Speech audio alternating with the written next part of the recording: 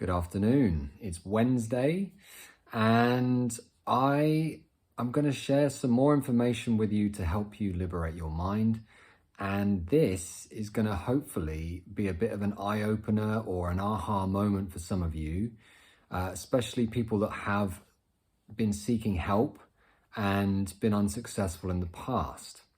My intention for this video is to help people understand why it's so important to find the right therapy or modality for the job or for the issues that you have.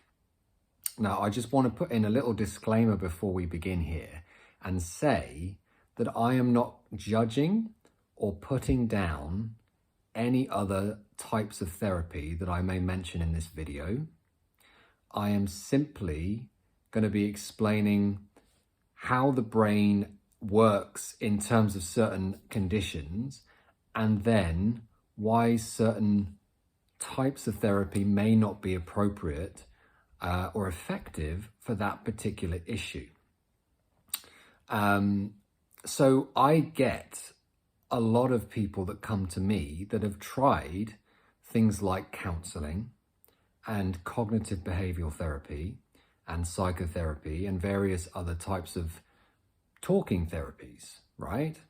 So here is the issue with that, especially when it comes to things like trauma and emotional triggers, because these are not conscious problems. What do I mean by that? I mean that you cannot consciously just decide to stop them happening, right? Because they're not a conscious problem. So the way to explain that is to really explain a little bit about what's actually going on with these particular issues and explain why talking about it isn't going to make a lot of difference. Because this is the thing, isn't it? When you go to a counselor or something like that, you will talk about it and you will get some relief from venting. And same for various other types of talking therapy. However, and you even on your own, right? You're there and you're kind of reasoning it out in your mind. You know it's ridiculous. You know that there's no reason for you to be getting so emotional about this thing, and you can't understand why you've come to terms with it in your mind. You've kind of worked it through logically, and you're going, yeah, I get it, and I don't know why that's so emotional for me. The answer is it's not a conscious problem. Right? So consciously, you're kind of figuring it all out. You're analyzing it. You're kind of remembering it and you're going through it. And you may be doing that on your own or with a therapist. But actually, the moment the trigger or the thing out here happens again, it's there and it comes up and it's very emotional. And suddenly you're like, I don't understand this. I thought I understood. I thought I'd worked all this out. So what's going on here? So when we are younger, or in fact, at any point in our lives, we can create things like trauma. What is trauma? I'm just going to say this very briefly so that you can understand it. I've done a video on this before, so I don't want to repeat myself too much. But this simple explanation will help you understand everything I've just said a moment ago. So in the center of our brain, I talk about this a lot. We've got this thing called the amygdala. There's actually two, one behind each eye. It's a sensor. It's out here and it's looking for things that are potential threats. Now, first of all, I'm going to tell you how the brain should be working from moment to moment, and then I'm going to tell you what happens with trauma. So with trauma, we'll leave that to one side. We're going to deal with what happens. So basically, you're going through your day, and you're taking information in through your five senses, and that information runs first through the amygdala because it's the fast road in, because it's in case there's a threat. Once the amygdala is happy with that's all okay, it loops it through the front part of your brain so that you can analyze it, make sense of it, give it the stamp of approval, move that up, create a new memory into the hard drive, and then that will eventually go up into the long-term memory. That's how it should be working. But with trauma, it's different, right? Because with trauma, it's usually a shock, it's very emotional, and the amygdala says, this is dangerous. This is not a good thing. So it says, I don't have time to loop it through the front of the brain to understand it. I need to make sure that this is stored now. And it takes a snapshot of how it looks, how it sounds, how it feels, all of that. and then creates a template, raw data, in your hippocampus, which it stays there indefinitely unless we do something about it. So in other words, it now has a template and it says, if anything similar happens like that again, you're going straight into fight, flight, or freeze, survival mode, right? So let's think about the implications of that, right? This template, this new thing is now saved there, and the amygdala's on guard and looking out for that. And if it sees that, you're instantly going to be put into that zone. So what does that mean for you? It means that this new template is not understood to start with. So because it doesn't understand the subtleties and the intricacies, it's overly cautious. And if anything similar happens, even if that is not a threat, you're triggered. And that is how a trigger is created, right? And that can be traumatic or just an emotional trigger. It could be a pattern of behavior that's decided that when something similar to this happens, I get angry. Or when this happens, I get emotional. When this happens, I'm afraid or anxious, right? So what you have now is a load of templates, right? Emotional triggers, traumas, and things stored in that part of the brain that go off. So it doesn't matter if you have tried to work out logically. Let me give you an example of how this can manifest. Imagine that you were bullied when you were a kid, and 20 years later, that's all gone. The bullies have gone. You're an adult now. And if you saw those bullies again, anyway, we won't go there. But the point is this. Imagine you're in a supermarket and then suddenly your amygdala hears a voice that sounds like one of those bullies. Suddenly, you're completely unaware of what's going on here, but your amygdala's like, it's that thing. And it puts you into fight or flight. And suddenly you feel really anxious.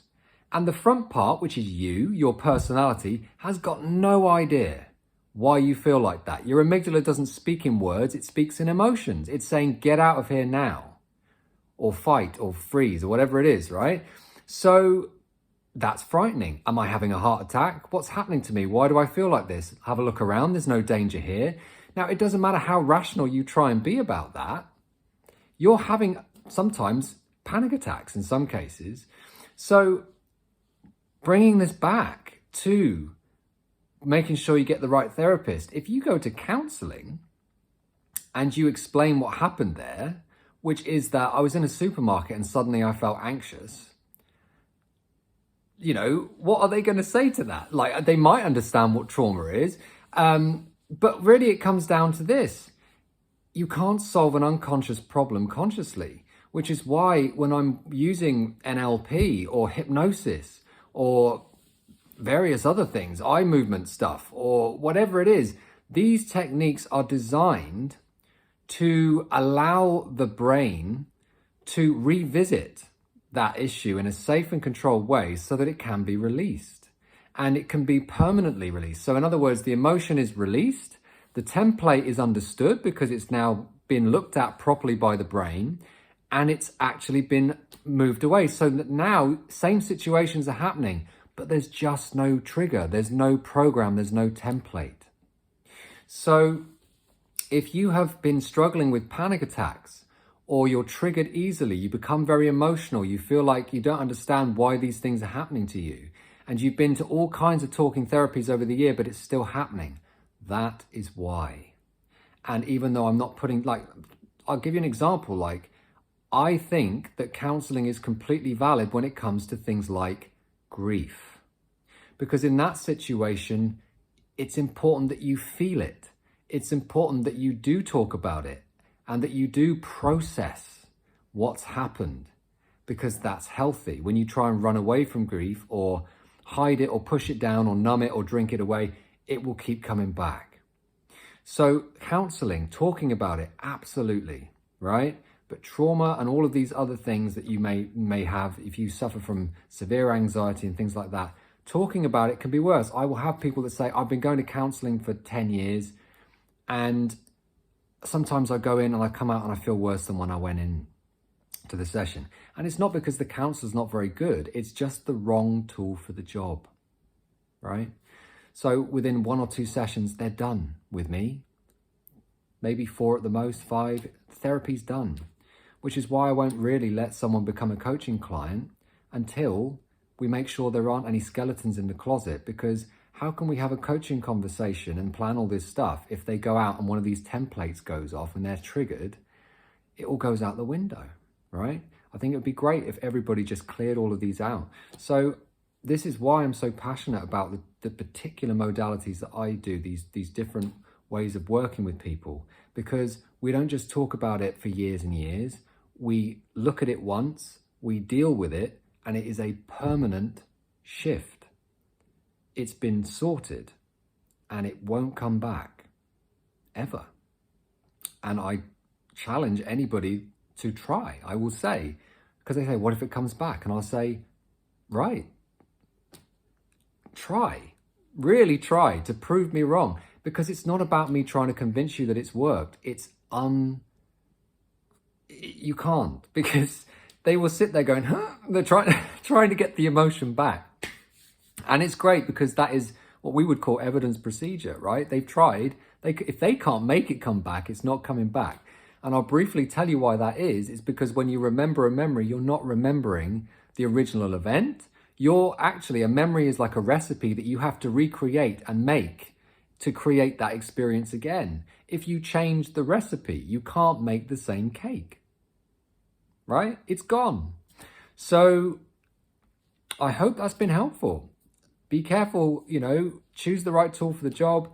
If anyone wants to talk about it more with me or they want to book a session, absolutely. And again, this wasn't about me trying to get business. It's just trying to help people really understand what's going on so they can make an informed decision about getting better, because you don't have to keep living with this. It's something that can be dealt with quickly, safely, and easily. And the techniques that we use for these kinds of issues are designed to keep the amygdala asleep so that you are not triggered, but you can revisit it and really analyze it and understand it and release it permanently. So have a fantastic rest of the week, and no doubt I'll do another video for you soon. Take care.